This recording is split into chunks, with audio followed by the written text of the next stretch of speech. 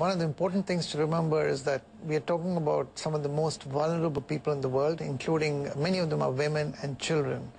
And the reason we are in this situation is because national governments put their border controls and national sovereignty and security before human rights and human security. So some of these people who are already suffering inside their own country, then they try to find refuge in safer places in Europe, in Australia, in the United States, and then they face increasing barriers and hostility in the new places they go to. So it's kind of a double jeopardy for them. It's interesting because you're talking about the United States and the European Union, two places that have been badly affected by economic crises of their own. Do you see in the last few years that this tightening of control by governments hit by these economic problems has got worse? Has it made the refugee problem worse? Without question, I think you'll be seeing a ratcheting up of the rhetoric against migrants and refugees, and it's always the case that they're scapegoated for joblessness. We have a situation in Greece, for example, where people are detained for suspicion of carrying HIV.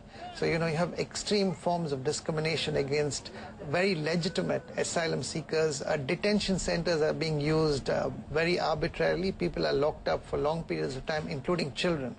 And in terms of the responsibility of the richer countries, if you look at the way in which the burden sharing of refugees is taken up, Europe, for example, actually has very little refugee resettlement. Some of the poorest countries in the world accommodate most of the refugees. Where are these refugees going? Are they going to camps?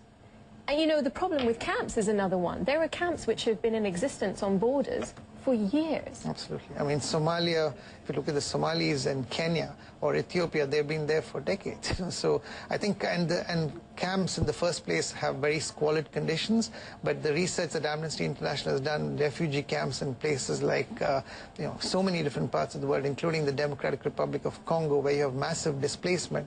There's a lot of sexual abuse of women and, of children. That is why this needs a global solution, an international solution. And unfortunately, our global governance system, the UN Security Council and other mechanisms are broken. So, the richest countries, the most powerful countries don't consistently stand up to repressive governments. So in the case right now of Syria, China and Russia will always block any resolutions which want to bring strictures on the Assad regime. And it's completely because they're always looking at their narrow political and economic interests and not the lives of the people who are suffering.